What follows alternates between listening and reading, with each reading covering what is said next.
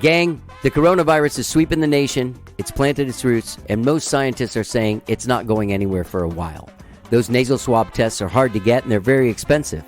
Well, our friends at ProResults are doing rapid COVID-19 antibody testing to let you know if you have had the virus.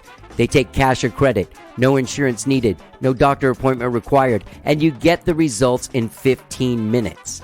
Gang, I've taken the test 2 times. It's painless, it's quick, it's easy. And How Did I Get Here is partnered with ProResults, offering you 15% off COVID-19 antibody testing. Just go to ProResultsAustin.com/HDIGH. That's ProResultsAustin.com/HDIGH for 15% off COVID-19 antibody tests. Go get your tests. Let's get down. Attention Austin guitarists, are you in need of setup or repair on your axe? Well, I have the guy for you. My friend Jason over at J. Scott Lutherie. You can find him at J. Scott Lutherie on Facebook. Gang, I've been taking my guitars to Jason for over 20 years. And not only does he do the best job, he has the best prices and the fastest service in town. Find him at J. Scott Lutherie on Facebook or find him at jason.swedberg@gmail.com. Whether it's acoustic, electric, or bass, Jason Swedberg is your guy. Go to J. Scott Lutherie on Facebook. Let's get down. And you may ask yourself, well, how did I get here?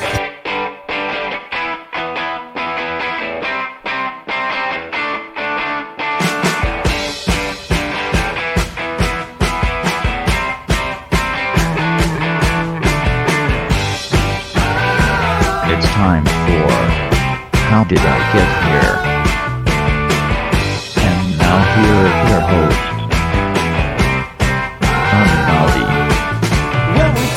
All right. Hello, I'm Johnny. I'm your host. Welcome to the show. I hope you guys are all safe, healthy, and sane wherever it is that you are listening to this podcast. Maybe you're out walking. There's been a lot of walking from the pandemic, isn't there? That's kind of like my main outing. Sometimes I go for a drive into the Texas Hill Country, and then I enjoy the hills. I'll listen to a podcast or maybe a record. I enjoy that drive. What do you do to stay sane and healthy during this time? Like keep your mind from going nuts. Because it's really strange. There's such an onslaught of information coming at us now. Of all kinds. It varies.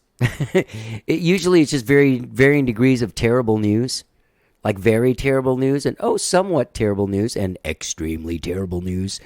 It's hard to sort of like keep your head on. I know people that have exited checking out the news because it was giving them anxiety and stress. My friend Gabe thought he was having heart attacks. I'm serious. My friend Gabe thought he was having heart attacks like about a month and a half ago, and then he stopped watching the news. I'm not joking, and he's fine now. So, I'm not joking when I say that thing about Gabe. It's true. He's probably going to listen to the show, and he'll back me up. By the way, Gabe and I have been making some new music. We've written a couple of new songs during this pandemic. We have one that needs to be finished being mixed. Then we have another one that needs to finish being recorded and then mixed. But I'm really excited about this. You'll be hearing some new music from me coming down the line. I'm going to return to doing some live streams. Skyrocket the band will be doing some more live streams. And from what I understand from our communications, I don't think we're going to use that Stage It app again. So for those of you who watched it, or Stage It platform. So for those of you that watched it on Stage It and were bummed out with your Stage It experience, we will not be doing it on there. So I'll keep you informed of all the stuff that's happening there. Guys, I have an incredible show for you today. Jonatha Brooke, singer-songwriter. She lives in Minneapolis, but she was in New York for a long time. She was half of the band The Story in the early 90s. But she has just released her 14th album. It's called The Sweetwater Sessions.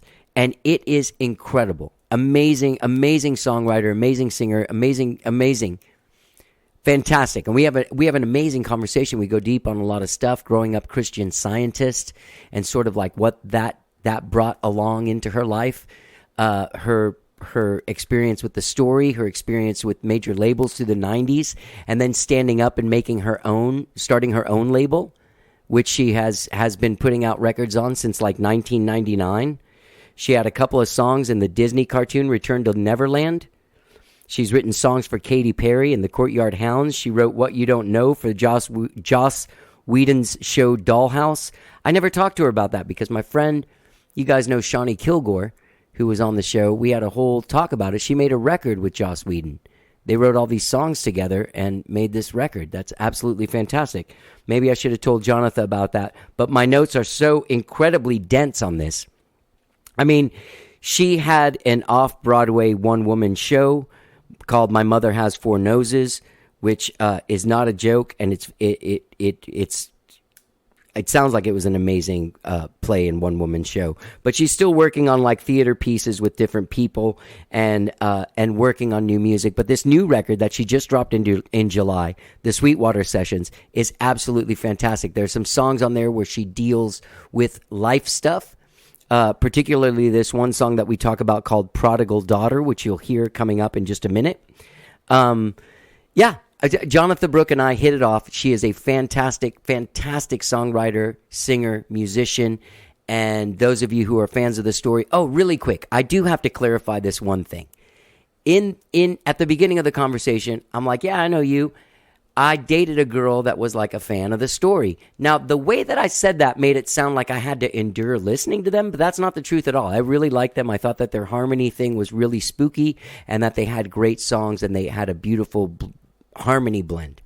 I liked them. It wasn't like when I dated the girl who James Blunt was like her favorite guy.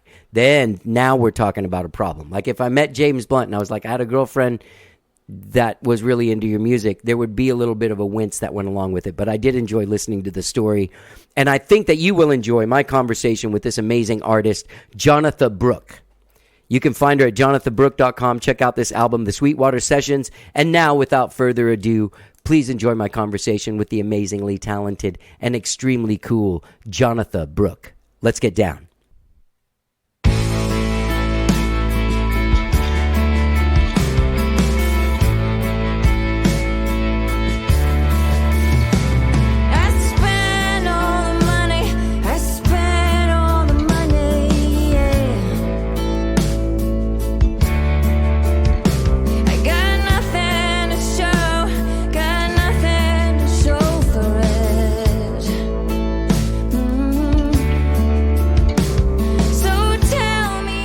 Fine on here. No, for my live streams, I've been popping like crazy, and I'm just a guilty bad singer. Talk to me about doing those. You're a great singer, by the way.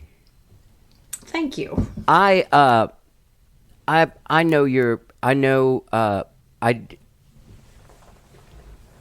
went out with a girl whose favorite band was The Story. Aw. Yeah. And so I am familiar with that voice. But you do have a great voice. Here's what I was going to ask you. How do you like that live stream stuff? Oh man. Isn't it odd? It's very odd.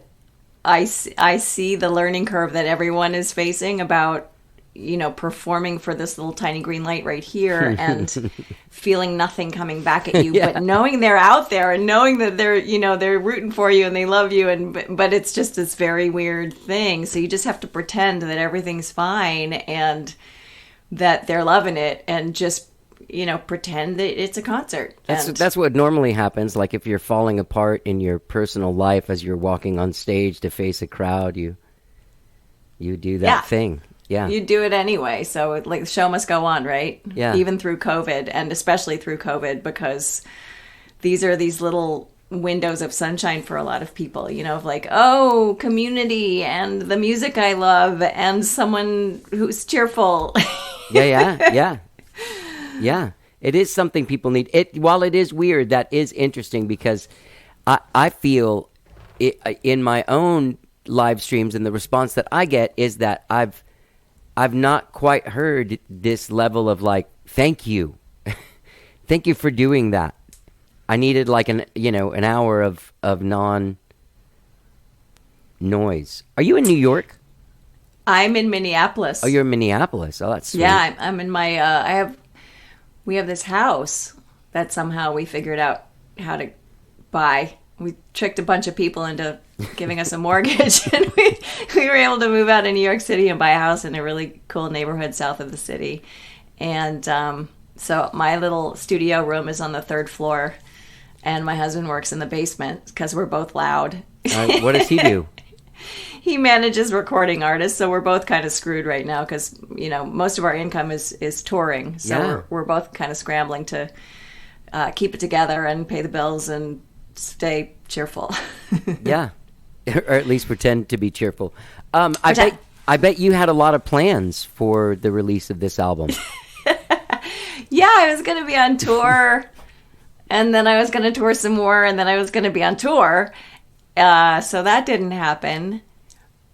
But I guess I'm doing a world tour every week now because there are people tuning in from like the Philippines and Australia and the UK and Germany and Denmark. So I feel like in a way it's a little bit of a blessing. I'm getting way further afield than I might have just being little Jonatha Brooke in a rental car.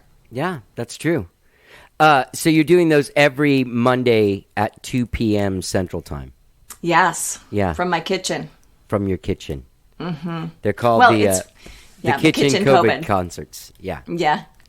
I'm actually looking at the kitchen. So you don't really see my kitchen on the screen. You see more of my dining room, but it's all but one big room. So it is technically my kitchen. And the audience is in the kitchen.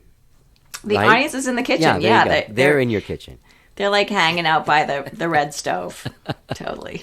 So let me ask you this. Another thing, why Minneapolis? We didn't really like very many other cities, and we were burnt out on New York. We'd already been in LA. Nashville wasn't really high on our list because, the summers are just so brutal. And my husband grew up here, and it was just a beloved place for me. I've loved visiting, and I love his family. So it just seemed like we just love this city, and the summers, I have to say, are my favorite summers of any city I've lived in. Yeah. The winters are rough, but yeah.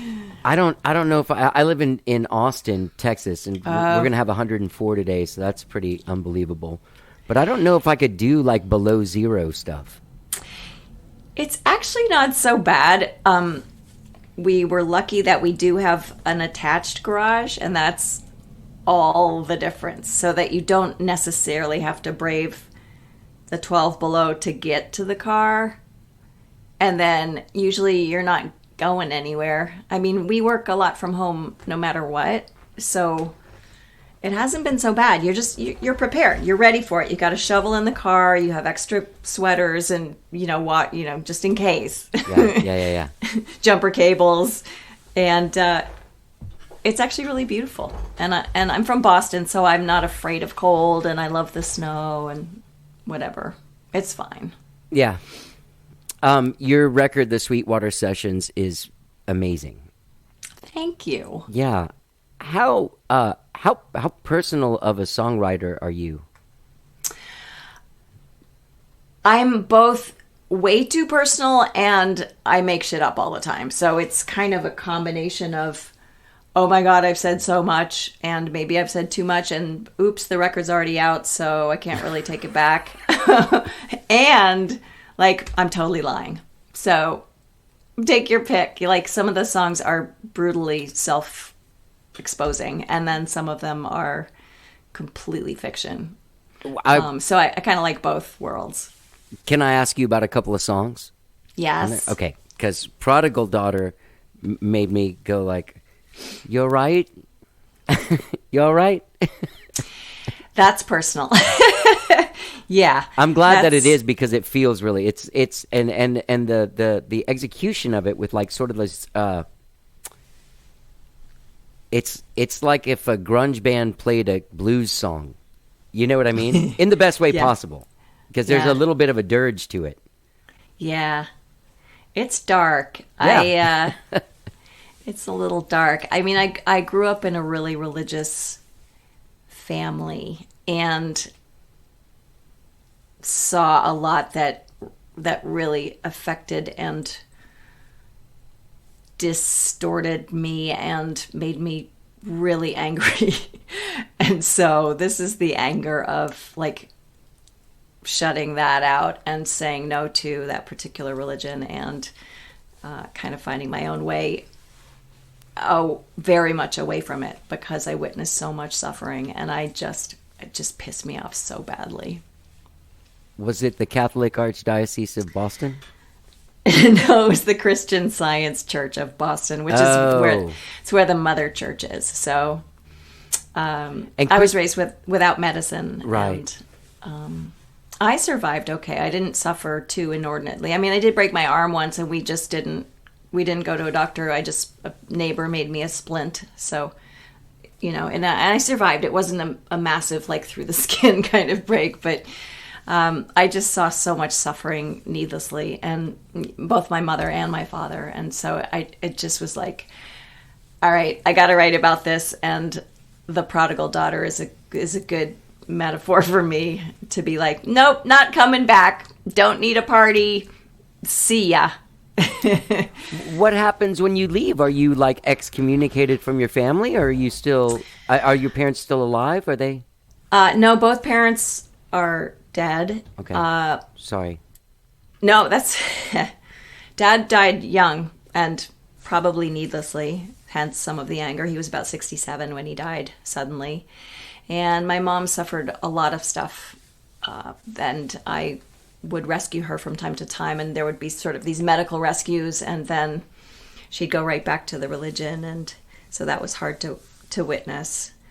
They don't excommunicate you. They actually keep chasing me. Like, somehow I keep turning up on their mailing list. So, like, I still get mail from the church, and it's so freaking creepy. My brothers, one of them is sort of in and out, and one of them is really in. And I love them dearly. They're incredible men, and we don't talk about it. Wow. Mm-hmm. There's a lot of that going on, even without that nowadays, isn't there? Right. My dad's not talking to me. And it's sort of like, is he in Texas as well? No, he's in Florida, but he's an angry man that believes that whatever I must be thinking is evil and trying to kill conservative America and unleash communism amongst the masses.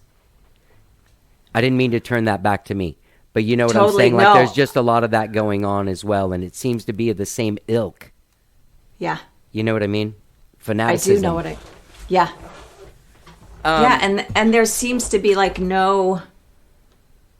it makes you, if you're sort of in a more liberal, perhaps, bent, it makes you feel like you're a fanatic too. Like to have a principle that you just can't really compromise. Yeah.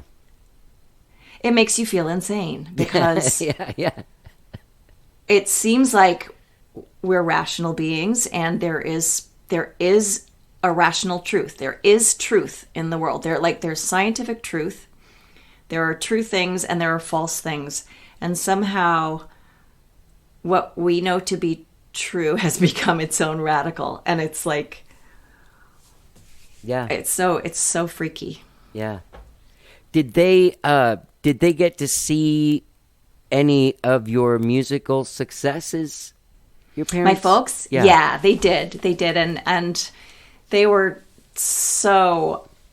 great parents. They were lovely, supportive, incredibly tickled that I chose my chosen path, and they were my biggest fans. And so it wasn't weird or creepy that way. There was just this impasse around the religion, but they were awesome, awesome parents, and also like really smart, really literate. My mom was a poet. My dad was a journalist for the Christian Science Monitor for most of his career. So there's the other sort of weird mind craze irony of like just intelligent, seeking, smart, literate people. Yeah. With this one particular impasse of like, no, I'm not going to rely on medicine to save my life.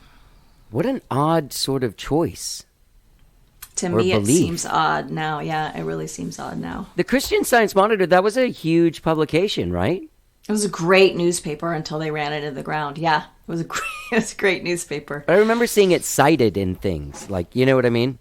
Yeah, it was so well respected because they really avoided the sensationalism of like extremes, and they also tried to bring a positive voice to news. Yeah. I mean, not to sugarcoat it or rose glass it, but they really did try to sort of see the good in the world, and that was a welcome perspective. Yeah. Yeah. All right. So that song is great.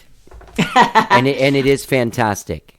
And it seems Thank you. like it's probably, I feel like it's a song that people would connect to and see.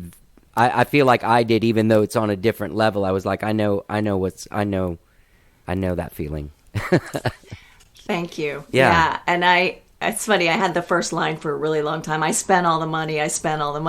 Yeah. Because I thought, like, what a great first line. Like, oh, it's about the prodigal daughter. So, it's like that sort of kitschy, hooky idea, the stickiness of, like, I spent all the money. Yeah.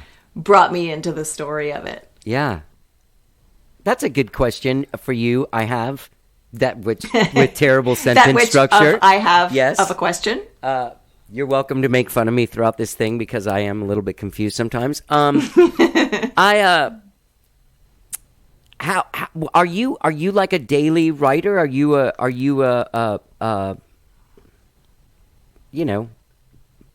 there are those that wake up every day and write a song. They believe that you cannot call yourself a songwriter unless you wake up at least 5 days a week and do it.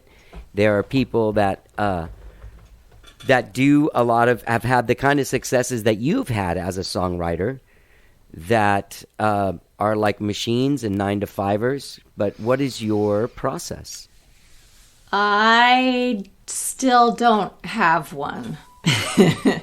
I struggle with process, and I struggle with timetable. I struggle with the discipline to sit every day and face the page and pace the cage and all those things. I've never been a daily must sit from 10 to 2 and work at this thing. I'm a little superstitious about it. I feel like if I push too hard, I'll suck, and if I tiptoe around a little bit and try a little and then walk away, make toast, do the laundry, whatever, that's when I seem to get the best roll going. So it's still a crapshoot for me, and there are times when I have assignments, and I give myself assignments when I'm really stuck, and I'll say, all right, you're going to go for a walk, you're going to come back with a chorus.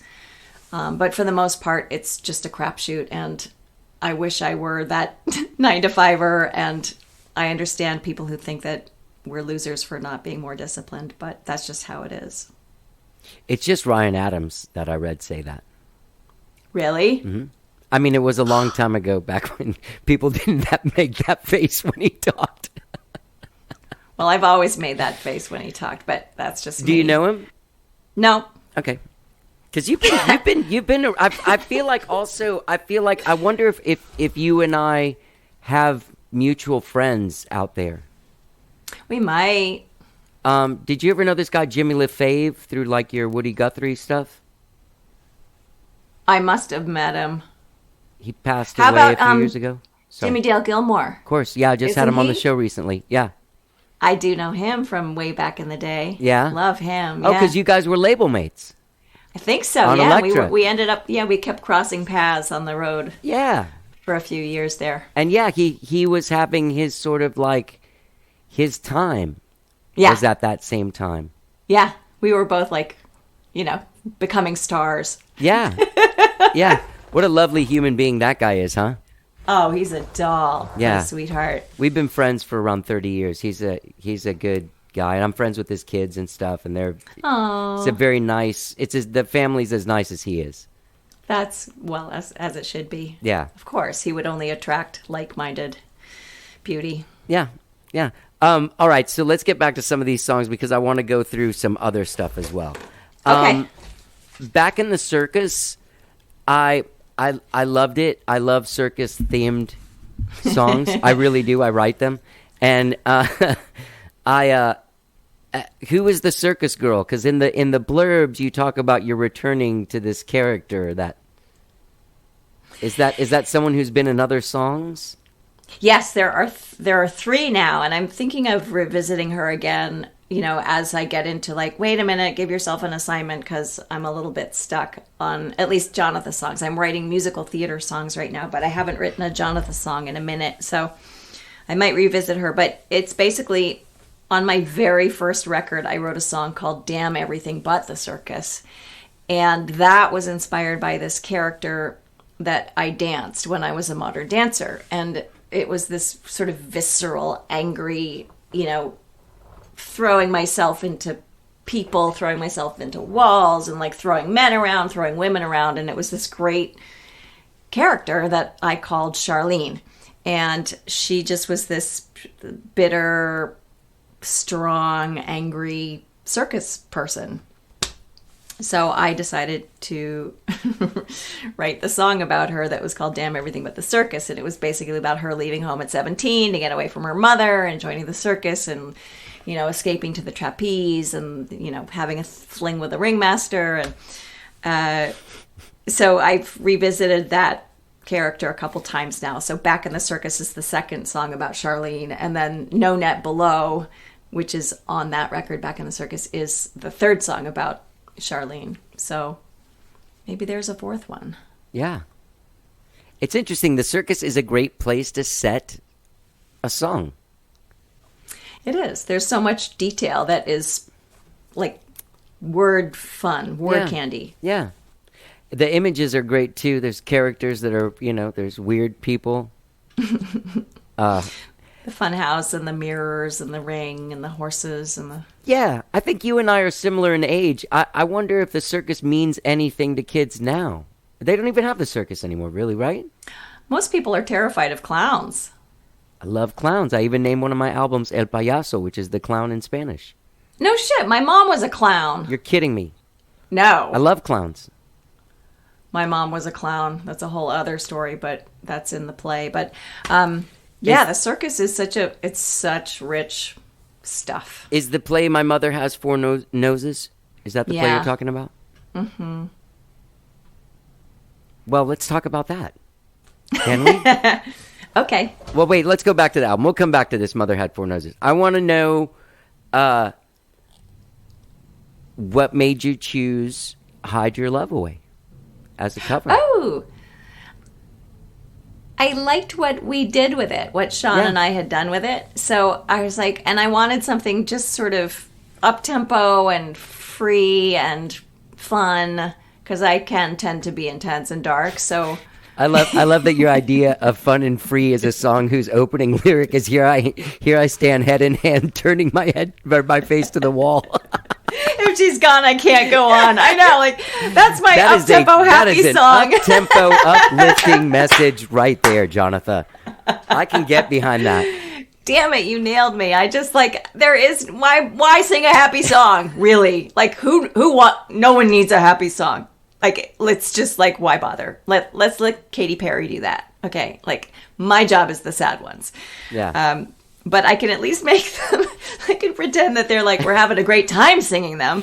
Right. So that's what we did. And Sean and I think we had worked on it and arranged it for, there was a benefit at City Winery in New York, and we were doing a John Lennon Shabangi tribute thing. So we did that song and Across the Universe. Oh. And so I figured, well, let's choose the peppy one. Yeah.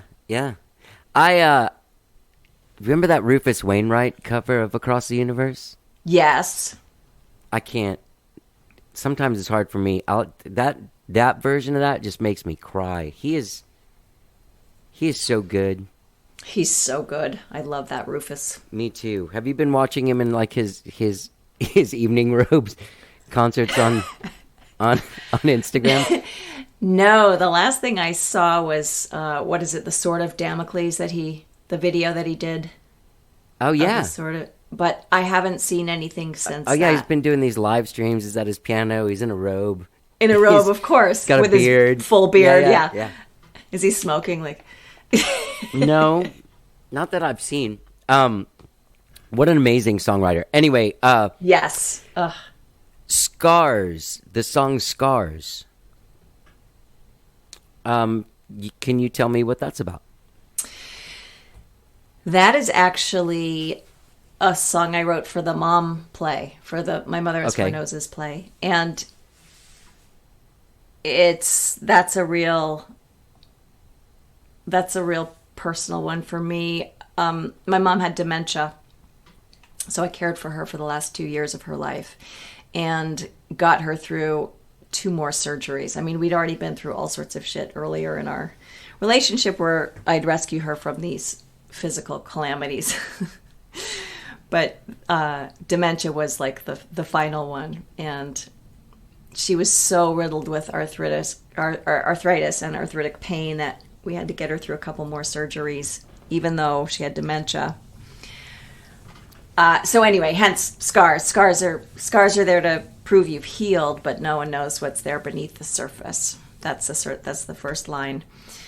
And I just sort of dug into it for the play, and the song in the play comes right after I've gotten her through surgery, and I'm talking about this very dark, murky area of like no one tells you what happens to elderly, demented patients after they've been on anesthesia and powerful painkillers, and it's brutal.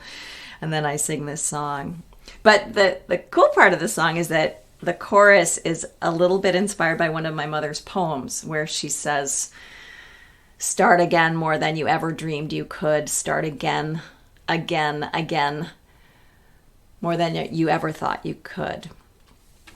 Or, yeah, start again, more than you ever dreamed you could. Start again, again, again.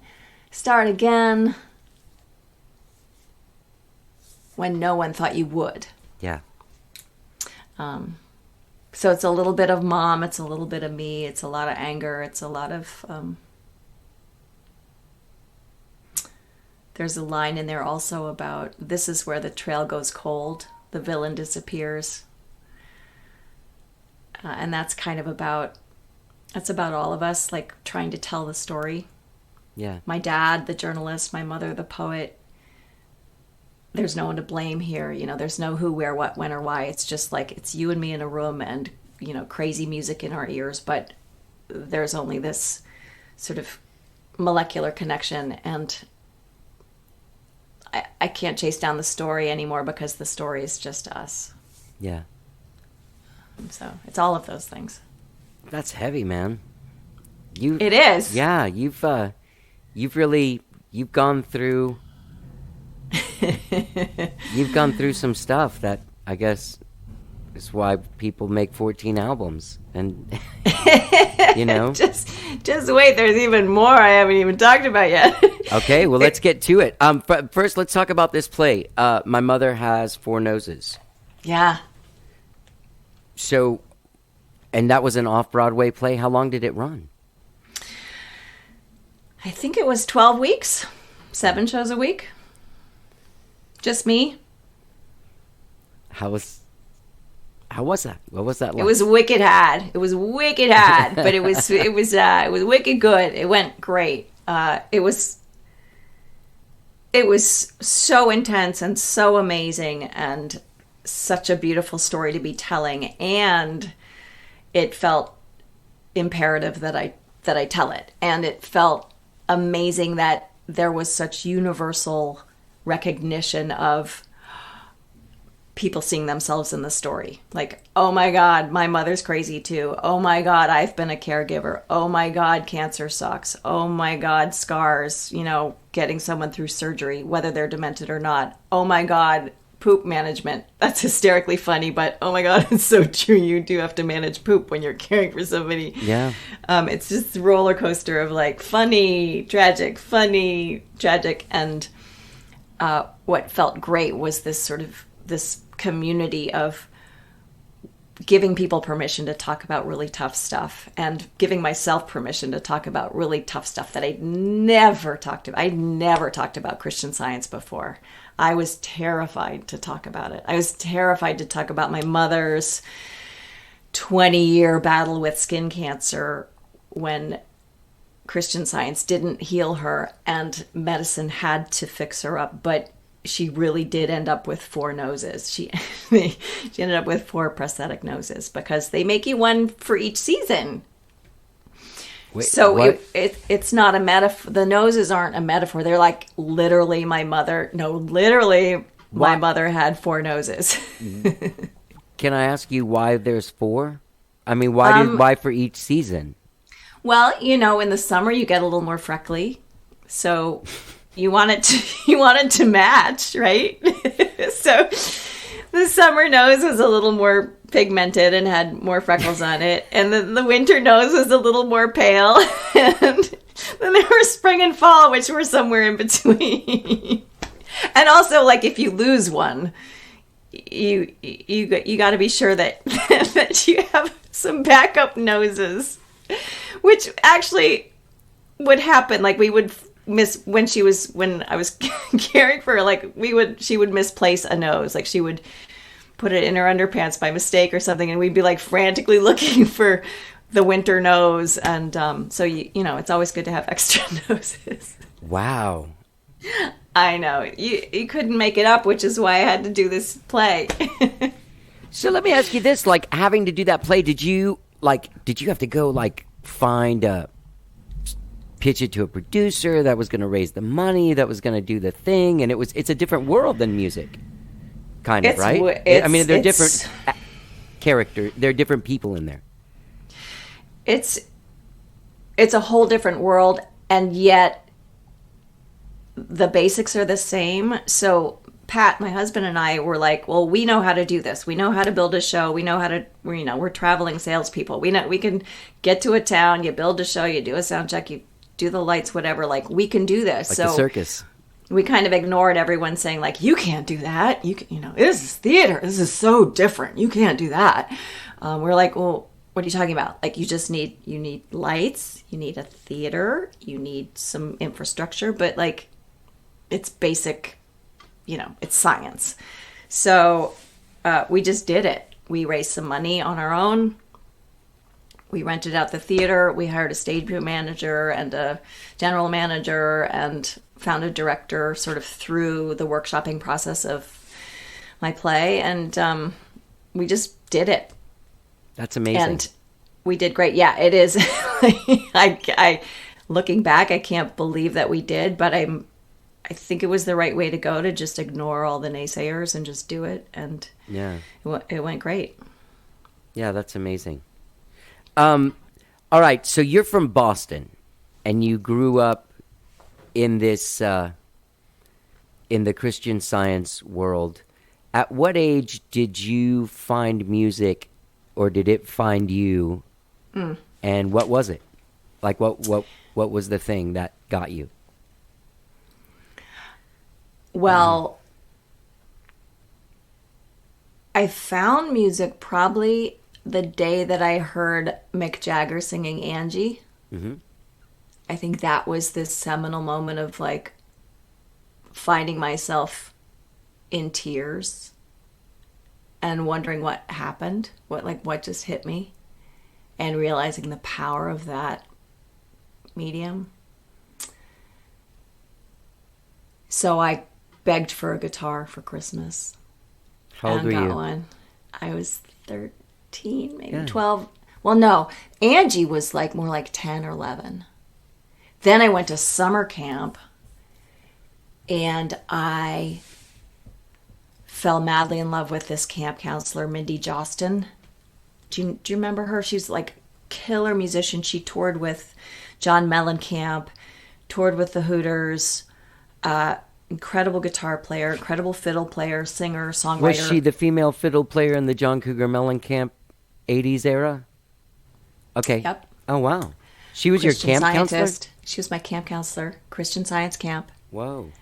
And I just fell madly in love with her because she was so cool and so smart. And she had this like pistachio green bikini that was just, I wanted to be Mindy Jostin. Yeah. So I begged for a guitar. I got a guitar, so I started sort of teaching myself and like learning anything I could. And I played by ear.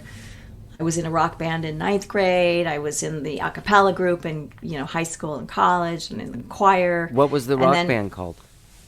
Science Function. Okay, that's a good name. And then in college, I was in a top 40 band called the Transformers and an original band called the Remains. But it was sophomore year of college when I started writing. Okay. And that was the real, that was the thing of, besides Angie, Right. composition was like the real struck by lightning moment of like, oh, okay, I can write that too. I can have that effect. I can create that whole thing. I can play all the parts and I can choreograph this thing that has that power. Yeah. Mindy. Yeah, and Mindy, this is just heartbreaking. She was a Christian Scientist and she died. Oh, I thought she was like, I don't know, 45. that's sad. It's awful. Yeah. Did Susan Vels have that job for a while with him? Do you know who I'm talking about? I don't know her. Oh. She was maybe more in the 90s than the 80s. So you met Jennifer at school, Yeah, in college. and she also sang and wrote songs? She wrote a few songs, yeah. We met because we both got into the a cappella group because of our blend. Mm-hmm. Like and then we were just like mad pals because we both loved crazy dissonance. We loved adding like minor seconds to James Taylor songs, and whatever we would listen to, we would both find ourselves on the weird minor second or we would just like Yeah. gravitate toward these weird notes. Yeah. And we were like, wait a minute, that's my note. And she'd be like, no, that's my note. And then it was just an amazing time to create and write songs for these two voices that had this real chemistry. Yeah. And so what you guys made your own record and put it out independently, or was that through an indie label or something? Well, we made our own cassette. Yeah. Called Over Oceans. Then I think that led us to our indie first record, which was called Grace and Gravity, and that came out on Green Linnet Records in Connecticut. And then Elektra found us and re-released that one, and then helped us produce Angel in the House, which was our bigger record. And that was the Bob Krasnow era of Elektra? Yeah. Yep. That was a good era.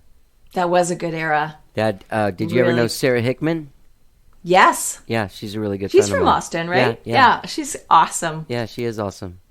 So cool. She's very awesome. So, like, what were you guys, what kind of shows were you playing before you got signed? Like, what were you doing? Like, did you start out in coffee shops and then sort of start making the rounds around there? And yeah, I mean, we moved to Boston after college. Because I'm from there, but Jennifer was from New York, but she moved to Boston after college, and we were sort of kicking around all the coffee houses, the church basements and the coffee shop, What? I mean, were you in the same scene as like Patty Griffin back then? Yeah. 'Cause she was in that kind of world. Yeah. Patty Griffin, who was kicking around then? Susan Werner, maybe. It was right before Dar Williams started getting going. There were a bunch of Bostonians, Greg Greenway and Vance Gilbert. Who was the guy that did the stuff with all the different capos? Remember David him? Wilcox. David Wilcox, yeah, that guy. Yeah, he's the one who he would. We all started sawing off our capos because of David Wilcox. We all had these like weird MacGyver-y capos, and then he's the one that made me buy an Olsen guitar, which I still play to this day. Dave Wilcox and Jim Infantino. Wasn't Freddie Johnston part of it? He lived here for a while.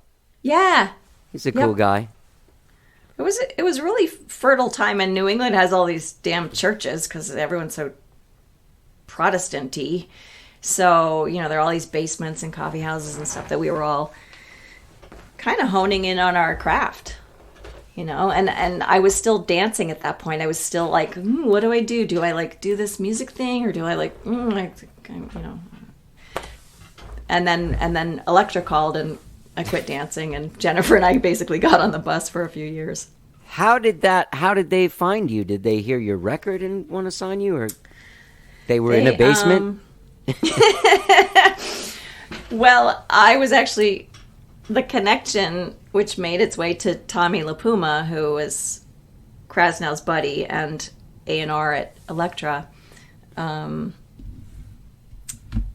I was dancing with a jazz company at this USO event, some sort of fancy, like jazzy dance thing, and I was, probably not wearing much, but I would always carry these cassettes around with me, like, hi, like I'm a singer-songwriter too, like this is and you just like but anyway, I ended up handing this cassette to this guy named Angelo, who came to this benefit, and I don't think he gave a shit about my cassette. He just saw that I was wearing this satin fringy flapper dress.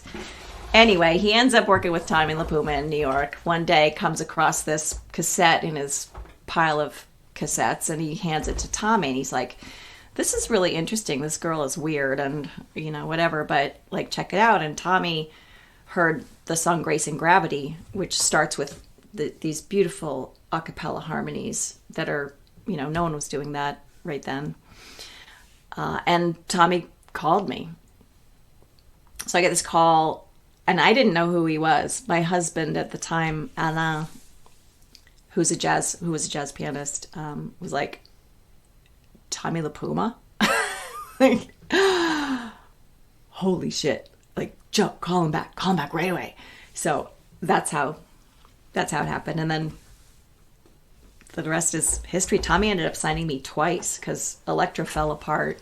Krasnow got canned, and Sylvia Rohn came in, and it was just not a great place for me. There was no one to support me there. So Tommy signed me again once he went over, and he reactivated Blue Thumb Records. Oh, okay. That he had started with Krasnow way back in the day. And he signed me again to Blue Thumb.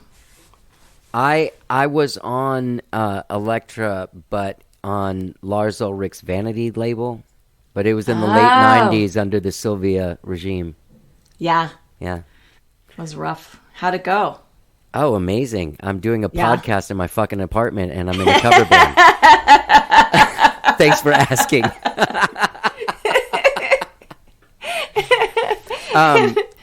I love it. I know, like, what the fuck? No, I mean, that was like 20 years ago. And, in our prime. Yeah. And, there's so many different things. It's funny when you can look back on those things and go like, oh, that's what was going, you know what I mean?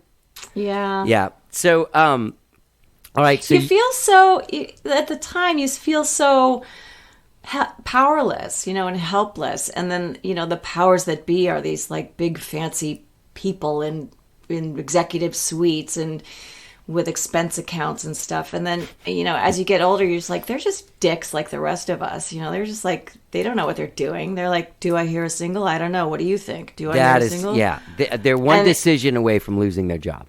Yeah. So like, none of it means anything, which on the one hand is reassuring, and on the other is like, well, they still dropped me, so Yeah. But let me ask you this. How long were you guys, when you guys broke up in 1994? Me and Jennifer, yeah. Yeah. And so was that like a non-stop touring time? And it was pretty busy. Yeah. We were just kind of riding the wave, and So Much Mine was a big song at AAA Radio, which was a new format right then, and we kind of were part of defining that sound for AAA. But then, of course, the regime change and the Sylvia Rohn and getting dropped and not having good management to try to take that song to the next, cross it over to AC or whatever the other format would have been. So, a few things conspired to kill that record. And then Jennifer and I were just not serving each other well as partners, as musical partners. So it just seemed like that was kind of written in the sand as well, that I was wanting to like be a little more singular and she was having a really rough time touring. She wasn't really that happy on the road, and her marriage was falling apart, and so we called it quits. How did you like it? The road and everything. I love the road. Yeah. I love touring. I still do. It's grueling. It's wicked hard, but I loved it. And we were very different that way. We had this very different energies, the two of us. And so I was just like, come on, let's do it. Come on, let's make another record. I gotta go. Yeah. Were you guys in like buses and stuff, or were you still in vans, or what happened? I think we had a bus time. I think we got some good tour support at one point. We got a couple like really weird icky videos out of it. But yeah, they spent some money on us for a minute. It seemed like that was a good time there for because that was just on the heels of like 10,000 Maniacs, and Tracy Chapman was part of that thing. And Tracy Chapman and Suzanne Vega was already up there, sort of leading the way. Oh yeah. And I mean, we had like $250,000 budgets. Yeah. That's unbelievable. I know. Remember that? Yeah. Yeah. So did you, when you guys broke up and you left Elektra, or got dropped, or? We got dropped. Okay. It seems weird that they would have done that when you're. I know, because that was such a great start, but we were splitting. Sylvia Rohn didn't know me from anybody, really didn't have a feeling for me, and anyone who had championed me had already left. Like Tommy was gone, even the publicist left, and no one was there to say like, wait a minute, you got to give this girl a chance because she's got something. So it was like, all right, see ya.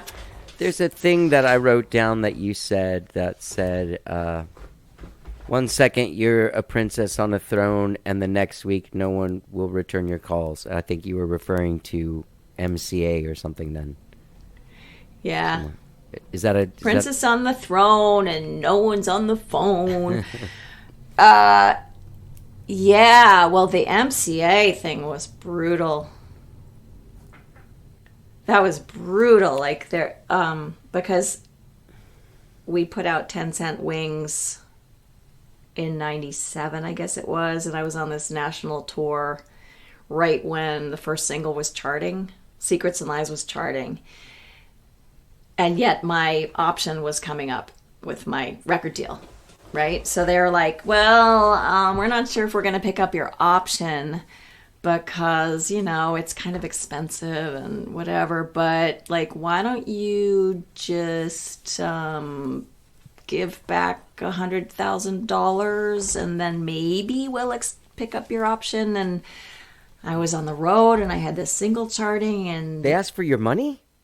Yeah, they wanted me to like take back $100,000 from my next budget if they were going to sign me. Oh yeah, okay. Yeah. So I was like, wait a minute, we just started this record. It's going great. Like, why don't we, this is an awkward time for the option to come up, but why don't we talk in 6 months? Like, let's just postpone this conversation. Like, why don't you keep doing what we're doing? We'll promote this song. We'll take it to as far as we can to AAA and keep me on the road, and I'll work my butt off. But like, why do we have to decide now? And then they never ever responded. Like, that was a Friday, no answer. Monday they called every radio station, told them to stop playing me, and the option ran out. The time ran out, and I was dropped by. Who produced that record? Did you? Alain. Who? Me and Alain. Okay. Alain Mallet, my ex-husband. Okay. He produced 10 Cent Wings and Plum. Okay. Wow. Yeah. Where did you guys do it? Mostly in the living room. Oh, really? 10 Cent Wings was like a lot of the pre-production and, at least the MIDI stuff and the vocals were all recorded on ADATs in the living room in Boston. Wow. Isn't it funny to think that people put records out that were made on ADATs? It's so weird, and they're just gone, right? Oh yeah, they're gone. They're very gone. They were really hard to make records on. Oh yeah, did you use more than one, right? Oh yeah, we had 2, and Alana was working on Atari computer. Like, oh really? An Atari, yeah. That's pretty interesting. Yeah, like the early era of computer recording. Yep. Wow, that's amazing. But so many of those sounds on that record, especially 10 Cent Wings, so many of those sounds are like Alain messing around in Atari and coming up with all this MIDI shit. It's so cool. Yeah. How did you end up getting the call from the Disney people? And what a neat... happen? I mean, how cool is that to be just a part of in the fabric of Disney animated movies? Yeah, God bless the mouse. God bless the mouse. God bless the mouse. My friend Bambi, seriously, I'm kidding you not, she was named Bambi, worked at Disney for 19 years. And she was working on this movie called Peter Pan Return to Neverland. They were making a real animated sequel to the Peter Pan movie, like the classic Peter Pan movie. Right, and yeah. Thank God for Bambi. She brought my name up, and they needed a song. They needed a song that would be like central to the plot and detail the emotional shenanigans of a 12-year-old girl, which is, of course, my specialty. So Bambi called me and had me come up. You know, she sent me some of the what do you call those Script? things they make the the storyboards. The storyboard. She sent me the storyboards. I'm like, oh my God, I got this. Oh, okay. Okay. 20 minutes later, I have this song. And I'm like, I think this is it. I think I got it, Bam. I think you got it. So I sent her over the song. She's like, wow, Joe, this is awesome. So I got the gig. And even though this, as happens with all of Disney's movies, now that I've been sort of privy to a few, you know, the regime changes. It's just like the record business. Yeah. Like they can one producer, they can one director, they can the whole storyboard, they start again. Somehow my song was the glue that sort of kept the story together, and my song prevailed. Did you get to go to like the premiere and stuff? I did. Yeah. I still remember what I wore. I looked so dumb. I'm wearing this like green, icky satin t-shirt and a dumb like Nepalese embroidered hat. I'm like, what? Oh God.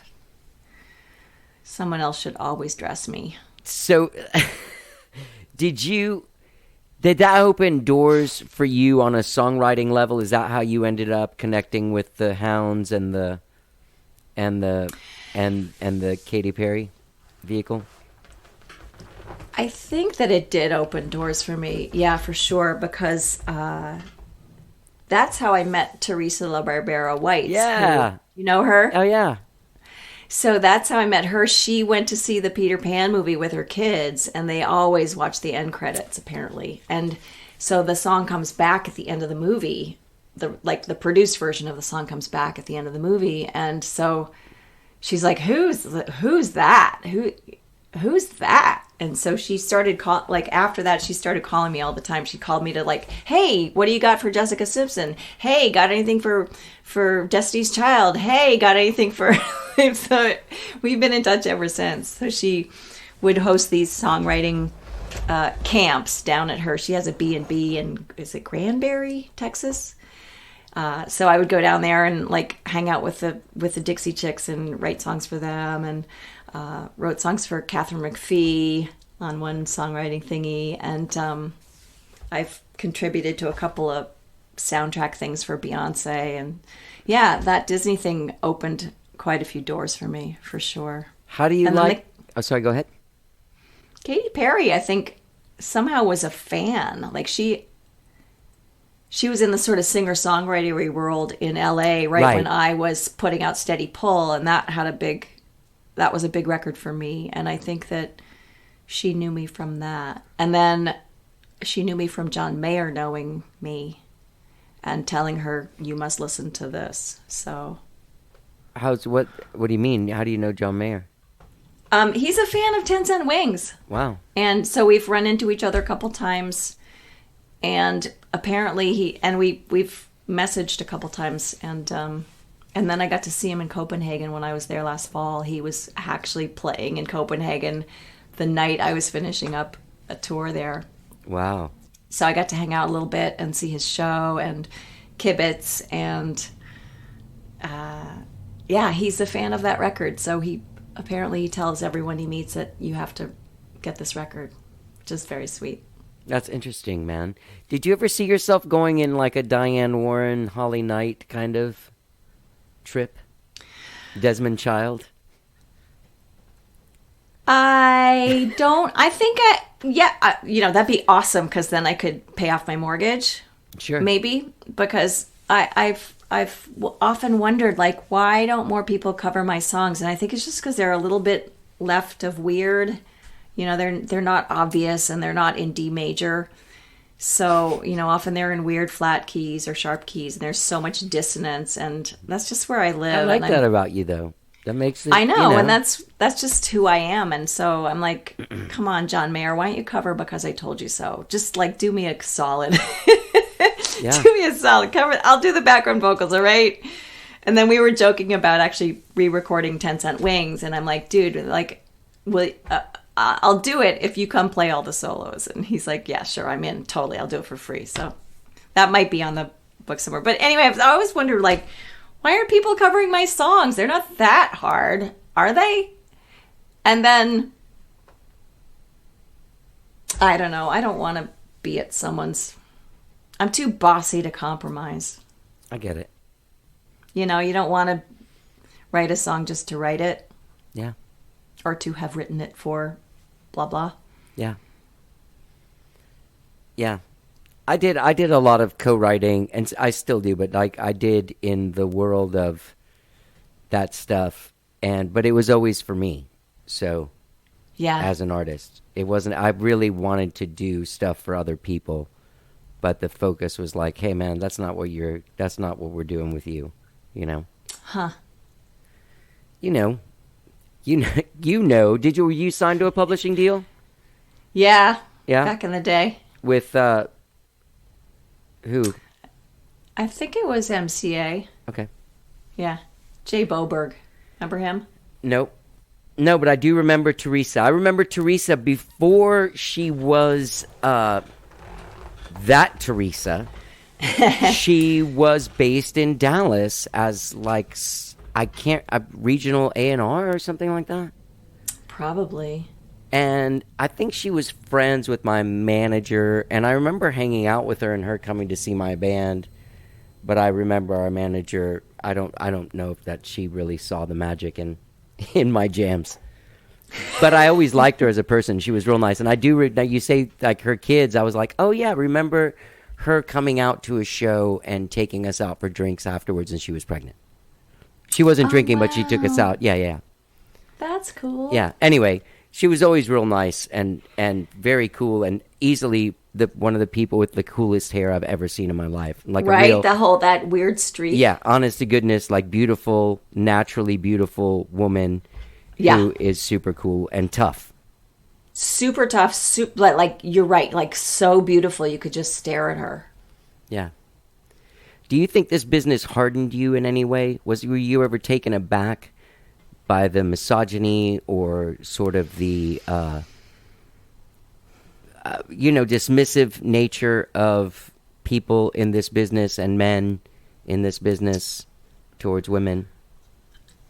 Yeah, I mean, there have been a few times that are, it's just more kind of, it just makes you feel dirty a little bit to see some of the stuff. I remember, like, two things in particular popped in my head when you said that. One was this a Seattle program director. I don't remember his name, but I put out this live record in '99 to sort of test the waters for my indie label that I've been doing since then. And he told the woman who was helping us work radio that he'd play it if I sent him the bra that I was wearing on the cover of the record. You know, that kind of shit. We're just like, don't be a dick. Like, really? So that was one thing. And then I just remember one of those, I'm sure you did this too, one of those sort of radio escape things where you go and you're trotted out, like the label throws in some money and you go perform in Puerto Vallarta or Cabo or something. No, I had to go to like fucking Lafayette, Louisiana to like their office, and my label would bring in free pizza. Oh, that too, like the solo thing in a boardroom with the fluorescent lights. Yeah. Sorry, go ahead. Well, they would do these AAA radio getaway things, and so the labels would pitch in a bit of money, but by this point I was the label, so I was paying the $5,000 pay to play kind of thing, and then all of these radio PDs would get flown in on our dime basically to come see us perform, and basically they're just there to sit in the sun and get loaded. Yeah. But anyway, I remember being at this particular one, and I want to say it was Ryan Adams. I don't want to speak ill, but he was pretty fucked up. Like, he was barely standing, and he thought it was hysterical. And he had put a lot of people through a lot of hoops to get the gear that he wanted and the piano that he wanted that had to be trucked across Mexico. And he basically like fell down in the middle of the show, and he broke a string, and he thought that was hysterically funny, and then he just did the rest of the show with his back to the audience. I mean, it was a shit show. Were you there? No, I heard this on a podcast last month that like he demanded the piano and he never played it. Never played it. I heard that story. These poor dudes had to schlep that thing in 110-degree humid heat across Mexico just for his show. Then he was so fucked up he couldn't even make it through the show. And I remember being there just super uncomfortable, watching this go down. I remember all of the male PDs being like, this is awesome. We're going to talk about this someday because he's like the genius. He's boy genius. He's fucking great. And all these dudes are like, this is, we're in on this great story. This is happening, unfolding before us. And like no consequence. No consequence for that kind of behavior. And you could see like the women were kind of playing along. The women PDs were like playing along, but not as comfortable and not as thinking, wow, this is really cool. We'll talk about this someday. Like that day that Ryan was so fucked up, it wasn't so funny. And it just felt so like, oh God, you guys just fucking grow up. All of you just grow up. Yeah. But you heard about that? Man, I just realized what it was. I have this friend. Do you know who L.A. Lloyd is? I know that name. He's a radio guy, like a on-air guy and program director and stuff.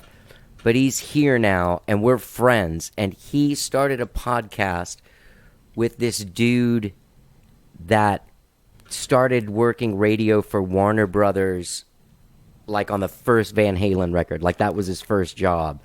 And I think it was his story on the podcast. And he wouldn't tell who the guy was. And L.A. finally broke him down, and he said who it was. That's why I knew. He was like, it was Ryan Adams, and he demanded this piano, and we had to jump through all these fucking hoops to get it for him, and he did not even look at the piano. Yeah, I feel I don't want to be... What? Speaking ill of a colleague or... No. I mean, look, at this point, that story is like one of the nicer stories people are telling about him. Well, yeah, there's that. Not to be mean, I think that guy's a great songwriter. I have nothing. Yes, I don't, absolutely. I don't know him personally or whatever, and I do. I met him. He was at a show of mine. Oh, cool. And it was right after he got sober because I thought there was this guy that looked like a very good-looking Ryan Adams' little brother. Huh. And it was sober, right? And it was him, yeah. He looked real healthy and stuff. Hey, can we talk about some of the stuff you're working on? Oh, sorry. I want you to tell me about the label. Your label. My label? Yeah, tell me about it. Well, after being dumped for the third time by a major label, I was like, well, this is just not a good habit. So what I could do just as good a job as these people because they're just not doing a very good job. So I started Bad Dog Records, and figured I would put my toe in the water by putting out a live record first, because I'd been on the road, of course, promoting 10 Cent Wings when the last dropping happened. Right. So I was recording those shows. So I thought, well, maybe this will turn into something. I could put this out as a sort of interim testing the water thing. So And I it put was a also, live record. wasn't it also a way for you to put those songs out again with different masters, at least some of them, Yeah. and be able to capitalize on them? Yeah, for Yeah. sure. Yeah. And so it went pretty well. We got great response and we got some airplay, and the fans didn't really care if I was on MCA or Bad Dog Records. So it was this great kind of vote of confidence for me, especially because I was so gut punched for the third time, you know, by these label shenanigans. So it was a great grounding and reassuring moment, and it gave me the kind of the balls to go make Steady Pull on my own and put that out as my next real record on Bad Dog Records. Yeah. When you chose to do that is around the time Amy Mann was doing it as well? Mm-hmm. Do you know her? I do, because my husband managed her for a while and funded her whatever record, which I still is my favorite of hers. The Dodo? Or was it the one after? I think it's called Whatever. Like, Oh, that record? I should have known. Dude, that is my jam. Right? I even went to work with Jack Joseph Puig, not partially because of that, Yeah. and because of Jellyfish. But that, like, today is the 4th of July. Yeah. No. That's just a brilliant record. Anyway, my husband funded that and managed her through that, got her off of her major labels. And Wow, that's awesome. yeah, so we actually, at the time that we started Bad Dog Records, we're talking with Amy about, like, hey, why don't we create a collective? Like, Right. And we were talking to Michael Franti too. We're like, okay, 3 really different voices, indie, with great fan bases all, and, you know, former major label experience, so, you know, some degree of credibility. Why don't we get together? Why don't we make a collective like United Artists? And just could not get them on the same page. It was just like, it's like herding cats, pulling teeth, whatever metaphor you want. It just was like not going to happen. So we started Bad Dog, but yeah, Amy's a badass, and she ended up starting her own label, and so did Michael. So Do you know are. Ani DeFranco as well? yeah, She was really it's been a long time. She was the first. Yeah. I remember reading this great article with her in like the 90s, in the time of like Lilith and stuff, where all of a sudden it was really cool to be a woman. You know? All of a sudden it was really good. I'm Cuban. It's not part of my thing, obviously, musically, but my parents were both born in Cuba. But that we had that Cool. like the following year, when with the Latin explosion and like Ricky Martin and stuff, where all of a sudden people were like, "Oh, this is Johnny. He's Cuban." You know what I mean? You know what I mean? Yeah. What was the big thing? Ry Cooter's The shebangy. Buena Vista Social Club. Buena Vista, yeah. Oh, Oh, God. Everyone wants to talk to you about that. So is Yep. that what your Is that your heritage? So, what was I going to... Oh, I remember her in that time. She was like a cover story in Spin, and she was basically explaining that like some label came to her, like Atlantic, and was like, "Hey, we'll give you this," and she was like, "Cool, but like, what? Can you give me like 80% of a sale off of my record?" And they're like, "What are you, crazy? You're going to get like, 10.3 or whatever it is we want to give you." After you recoup. Right. And she was just like, explain to me how this is worth my time. How this is smart, Yeah. right. Exactly. Because at that point she had gone so far that there was, I mean, unless they were going to give her like a golden jet or something. Yeah, and she'd already sort of figured out the whole system. I remember like early days, Jennifer and I played the Winnipeg Folk Festival, and Ani was like really on the swing, right? And I don't know, she sold I want to say she sold like 2,500 CDs while she was there, maybe more. Like she had to ship in her merch because she was she was pounding the merch. So like, especially with that kind of an artist where it's like, you're at that place where people just want your shit. And it's like, why would you? There was no good reason for her to go to a label. Like she had it down. Yeah. Yeah, she signed a friend of mine. You know Hamel on Trial? No. Oh, he's cool. He's he's really cool. He's a super heavy, like, punk rock solo acoustic guy. Huh. Yeah, he's pretty amazing. Check out what she's been doing. I haven't checked her out for a while. You're working on Quadroon? Well, that kind of got backburnered for a while, but yeah, I was working on that with Joe Sample but he died in 2014. We finished, I think, 22 songs before he passed. We were able to do our first reading of the show, but that's been a little back burner since then, just because it took the wind out of our sails. I understand that. What about Switched? That's front burner. Okay, tell me about that. This is with playwright Jeffrey Knopf's. Jeffrey Knopf's, yeah, he's killer. He wrote a play called Next Fall that got a lot of attention a few years ago. Really beautiful writer, and he's actually one of the head writers on that TV show, A Million Things, A Million Pieces, A Million Little Things of Pieces. Yeah. I know what you're talking about. The Million TV show. Okay. So he's been writing for that, which obviously is really nice gravy. But yeah, we've been chugging away at that for a couple of years. We did a reading last spring in New York that was super cool. All these Broadway killer singer actresses and actors came and basically did it for free for us. And so what are you doing, writing the music or writing it with him? I'm writing the songs. Okay. I'm writing the songs and he's writing the smarty pants play part. Oh, yeah.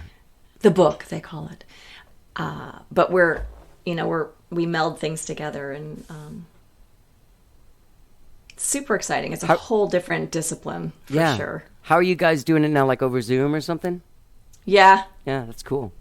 Yep. And I'm working on a new one with a killer playwright named Jacqueline Backus. Okay. Oh, yeah. And we just had a call right before I got on with you. We're like, okay, so how do we do this? Like, should it be, like, should the song come first? Or, like, do you want to write a scene? And yeah. So I'm still feeling it out, and it's kicking my ass in a great way. Like, that is great. You have to move the plot along. It's not like, your second verse can't be anywhere near where you are emotionally in the first verse. You got to, like, something happens, and you need to move further. And then you may need to just break it up with a scene so that you can get to the bridge, which is somewhere else after something else happens that then you must burst into song again because you can't say it. You have to sing it. Right. That kind of like, right. Okay, I think I got this. Okay. It's astounding theater, and it hit me again on like a month ago whenever they put Hamilton on the thing, and it was on so many different levels where I was just watching it, and just from time to time watching it, I'd be like, he wrote all of this shit, man. Like, I know. Dude, you struggle with a bridge. This dude wrote this whole thing. I know. Yeah, it's really insane. It's really insane what that guy did. Yeah. Yeah. Yeah. Anyway, what an exciting world to go into, and also to have been doing this for a long time and still having challenges that I'm sure that keeps you so engaged and also brings informs whatever you're going to do as Jonatha Brooke next. You know what I mean? Because you have this new layer. Yeah. Yeah. Yep. I think that there's, it's interesting sort of learning what I'm learning about writing for musical theater. And then I look back at some of my early songs and I'm like, wow. Should have moved the plot along. So do you think that repeating the first verse for the last verse is just flat out laziness? No, I mean, in a pop world, I think it's genius. Okay, It's because I do awesome. that from time to time, and as I'm Me getting too. older, I'm feeling more ashamed of it. No, I mean, I did it on Scars on this record. I Yeah. mean, I go back to the first verse, but in musical theater, I mean, I have done that. I think there's one song in Switched where we do that, but in general, it's like, you don't do that. No. Nope. No. You suspend, and then maybe it comes back as a reprise later in Act 2, but you goose it up. The stakes are higher, and you alter a lyric, and or you add a second counterpoint, and there's tension because you've got two people singing different lyrics over each other, and then it becomes like the battle of the counterpoints. But you don't repeat it unless it has higher stakes the second time. Yeah. Do you produce other artists? Have I done that? Oh yeah. Well, I would love to. I love producing. I thought you were going to say something like, did I do that? Oh, yeah. Did you hear? Well, I did. I worked on some songs for Jessica Simpson, and two of them did come out as part of her ebook memoir release. Really? So yeah, I think that counts as sort of being part of the production of. Did you work with her closely as an artist? I spent some time out there. Yeah, I was there for about a week, and we had about 3 days together, just trying stuff and working on some ideas. I mean this in all genuineness. She seems like a very nice person. She is a very, very nice person, and I'm so happy to say that she's healthy now. She wasn't particularly healthy at the time, but I think she's really healthy now. I think she's sober, and I think that she's a really, really lovely girl. Yeah. She has kids now? She has 3 kids. Wow. That's a lot of kids. Do you have kids? And no, I have stepkids. Oh, you do? I'm a stepmother. Yeah. One stepson in Austin. Oh, really? Yep, with a 3-year-old baby. So you're a you're a I'm a step grandma. Wow. Yep. I'm Grandma Joe. Grandma Joe. Is that what your I'm friends call JoJo. you, Joe? Yeah. Can I call you Joe? Yeah. Okay. Can I call you Johnny? No, you continue calling me Mr. Gowdy. Mr. No, I'm Gowdy. just joking. Of course you can call me Johnny. So, Joe, this has been just such a pleasure talking to you. I really like Right? you. Yeah. I wish I you were. really I wish like you lived in you. town. We could But go. I wish that too, but I also wish that I could interview you because I want to know what your whole deal is. Go too. ahead. I'll give you 1 minute. No, I'm just joking. Well, Go ahead. no, You I can wanna- ask me one question. I'll answer.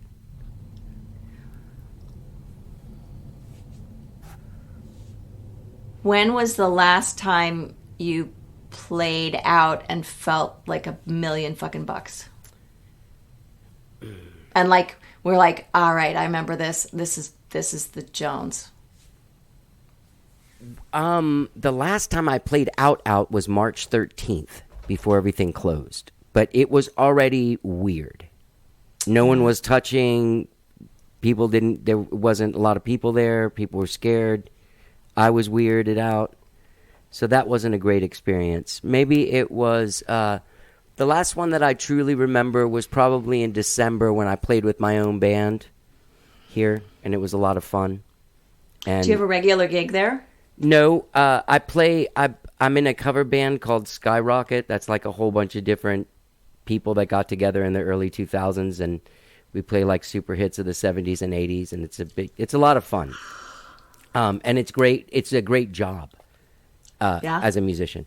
And I still make records and do my solo thing, but not like I did before. You know, it was something you could really do in the 90s. It's not really like, unless you have shit, I'm sorry about that phone. It's okay. It's different. It's different now than it was then. You like, you know, before you guys got signed in the story, you could tour. Like, I toured without a record deal and made a living. Yeah. You know? Yeah. Yep. It's interesting. And now look at us. We'll never be able to make a living again. Well, I hope we'll be able to play again. Are you optimistic about that? Are you? I don't think it's going to happen until maybe next summer if we're lucky. Yeah. Well, you got stuff you can do until then. You can finish these plays. The theater world is destroyed as well, right? That's the thing, like, Jesus, and I had to go into musical theater, too. Like, I chose two bad horses. I would have been better off as a modern freaking dancer. Now that you think about it, you really could have. You could have started some cam service where you know. I could have made like upwards of 10 grand a year. Yeah. Dancing is a tough one. I have an aunt that's always like, you should write a book. And I'm like, yeah, that's what I need. Another job that doesn't pay. That won't pay. Yeah. I know, Yeah. I know that there's a lot of stuff I'm missing. But man, we should stay in touch. And if you ever do co-writes like Totally. over Zoom, I love your music. And I think you're just a really great songwriter. And I could send you some of my own jams so you could see before you agree to do it. that would be fun. I had this experience with I love assignments. I had this experience with Jane Weedland from the Go-Go's where we had a mutual friend and he introduced me to her. And we ended up writing a lot of songs together and being very close friends. And her ex-husband was my manager and stuff. But we were having such a good time out during South by Southwest. And my manager leaned over to her and was like, hey, you got to come in and sing on this tune of his tomorrow. And she was like, yeah, okay, yeah, that'd be awesome. And when we sat down, I was like, here, let me play you the song. I played it for her. And at the end of it, she was like, oh, my God, I am so glad that it wasn't terrible. Like the whole way out here, I was like, what if this dude is just terrible? And the song is terrible. I have to say, no, I won't put my voice on it. But yeah, she was really relieved.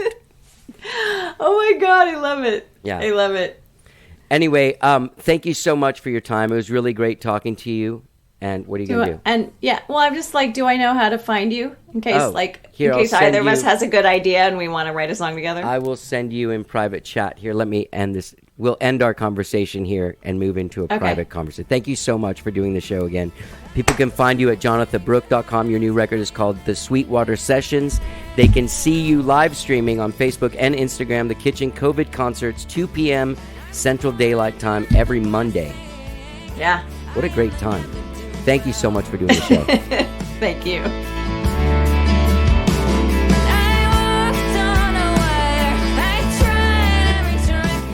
Jonatha Brooke, what a great conversation. I love talking to her. She is fantastic, amazingly talented, and so cool. Her 14th album, The Sweetwater Sessions, is available now wherever it is you stream and download your jams. You can find her at jonathabrooke.com.